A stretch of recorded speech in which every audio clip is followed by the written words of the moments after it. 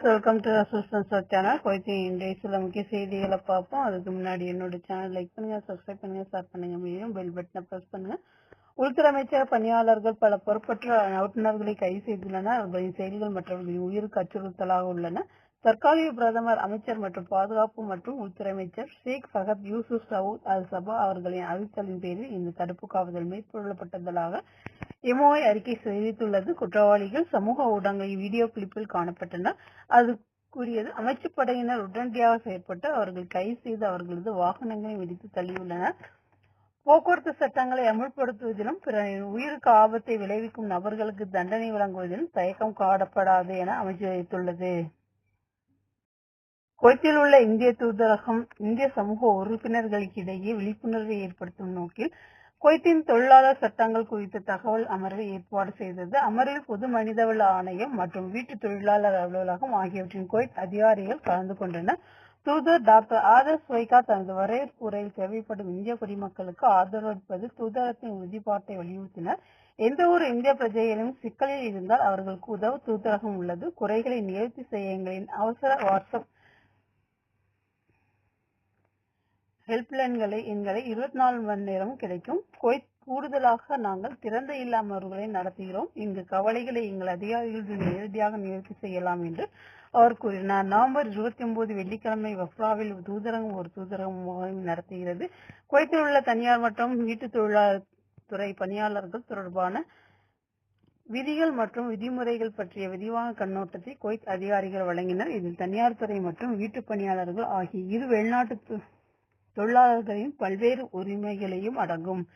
PM அதிகாரிகள் முதலாளிகள் மீறல்களை நிவர்த்தி செய்வதற்கான செயல்முறையை மற்றும் பிஎம்மில் எந்த ஒரு புகாரையும் தாக்கல் செய்வதற்கான நடைமுறைகளை விளக்கினார். இந்த அமர்வில் பல்வேறு இந்திய சங்கங்களின் பிரதிநிதிகள், குவைத்தில் உள்ள பல்வேறு நிறுவனங்கள் மற்றும் ஆட்சேர்ப்பு நிறுவனங்களின் மனிதவள அதிகாரிகள் கலந்து கொண்டனர்.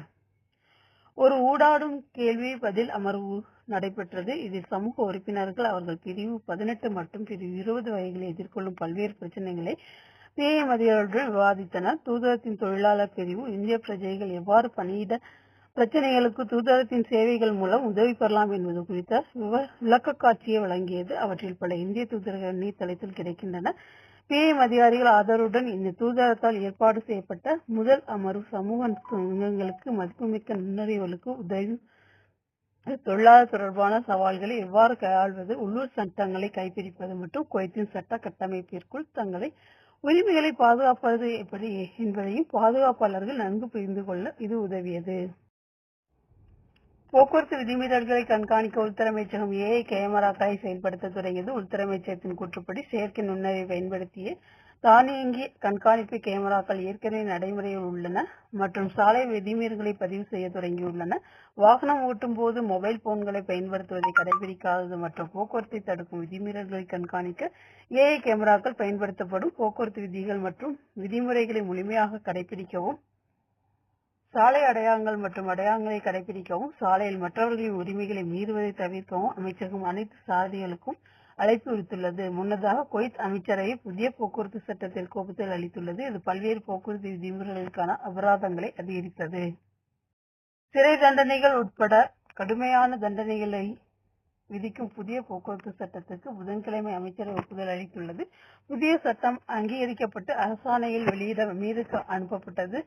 அஜத் அமீர் ஆணை பிறப்பித்த பிறகு இந்த சட்டம் அதிகாரப்பூர்வமாகிறது. இது விரைவில் நடைபெறும் என்று எதிர்பார்க்கப்படுகிறது. கடந்த மாதம் போக்குவரத்து விவகாரங்கள் மற்றும் செயல்பாடுகளுக்கான உதவி துணை மேஜர் செயலாளர் யூசுப் அல் கத்தா அவர்கள் மாநில செய்தி நிறுவனமான குனாவுக்கு அளித்த பேட்டியில் புதிய போக்குவரத்து சட்டம் குறித்த சில விவரங்களை அளித்தார். இதன்படி புதிய சட்டத்தின் தடை செய்யப்பட்ட பகுதிகளில் வாகனங்களை நிறுத்துவதற்கு 15 குவைத் தினார் சிறிய அபராதம் தற்போது 5 குவைத் தினார் மற்றும் குடிபோதையில் வாகனம் ஓட்டும் போது கடுமையான காயம் அல்லது மரணத்தை ஏற்படுத்தியதற்கு மிகப்பெரிய அபராதம் 5000 குவைத் தினாராக இருக்கும். மருந்துகள், வாகனம் ஓட்டும் போது மொபைல் பயன்படுத்துவதற்கான அபராதம் 5 to 75 ஆகவும், சீட் பெல்ட் பயன்படுத்துவதற்கான அபராதம் 10 to 30 ஆகவும் 3 மடங்காக உயர்த்தப்படும். கவனக்குறைய வாகனம் ஓட்டினால் அபராதம் 3 மடங்காக 150 குவைத் தினாராகவும், சிவப்பு விளக்கை இயக்குவதற்கும் சாலையில் பந்தயம் நடத்துவதற்கும் அபராதம் 3 மடங்காக 180 உயர்த்தப்படும். தீங்கு விளக்கும் உமிழ்வுகள், அதிக சத்தம் அல்லது தீங்கு விளக்கும் திரவங்கள் கசிந்தால் அவற்றின் அபராதம் தற்போது 10 கொய்தினாலிருந்து 75 கொய்தினாராகவும், ஊனமுற்றோருக்கான இடங்களை நிறுத்துவதற்கான அபராதம் 150 கொய்தினார் ஆகவும் 15 மடங்காகவும் அதிகரிக்கப்படும். ஒரு வாகன ஓட்டுநர் வேக வரம்பை எவ்வளவு அதிகமாக மீறுகிறார் என்பதன் அடிப்படையில் வேகமாக வாகனம் ஓட்டுவதற்கான அபராதம் 20 கொய்தினார் முதல் 50 கொய்தினார் வரை, 70 முதல் மற்றும் 150 கொய்தினார் வரை உயர்த்தப்படும்.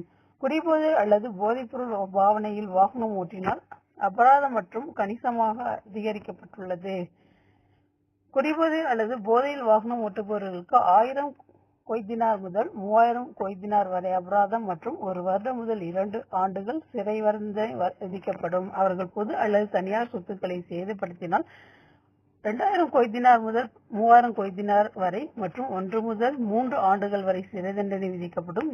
இருப்பினும் இந்த ஓட்டுநர்கள் மரணம் அல்லது காயத்தை ஏற்படுத்தினால் அபராதம் குறைந்தபட்சம் 2000 கொய்தினாரிலிருந்து 5000 கொய்தினார் ஆகவும் இருக்கும். கூடுதலாக 2 முதல் 5 ஆண்டுகள் வரை சிறை தண்டனை விதிக்கப்படும். பொது போக்குவரத்து திணைக்களத்தின் பணிப்பாளர் நாயகம் பிரிகேடியர் ஜமால் அல் போடரி நிறுவனங்களின் அல்லது நிறுவனங்களுக்கான போக்குவரத்து பரிவர்த்தனைகளை நிறுவனத்தின் உரிமையாளர் அல்லது அவர்களின் சட்ட பிரதிநிதி மந்து மூலம் முடிக்க அனுமதிக்கும் நிர்வாக உத்தரவை பிறப்பித்துள்ளார்.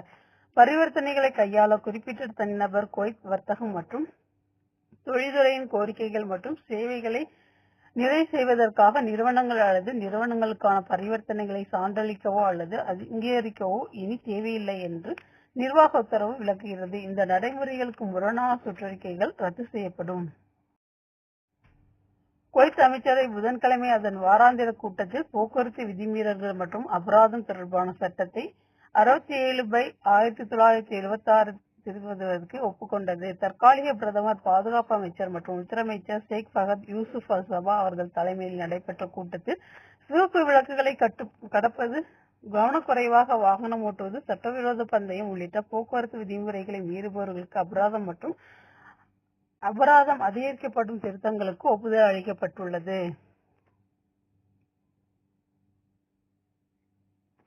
திருத்தங்களுக்கு பொது சாலைகளில் வேக வரம்புகளை மீறுதல் மற்றும் சாலையில் தவறான பக்கங்களில் வாகனம் ஓட்டுதல் திருத்தத்தின் வரைவு சட்டத்தின் ஒப்புதலுக்காக அமீர் ஷேக் மிசால் அல் அஹ்மத் அல் ஜாஃபர் அல் சபா அவர்களுக்கு அனுப்பப்படும்.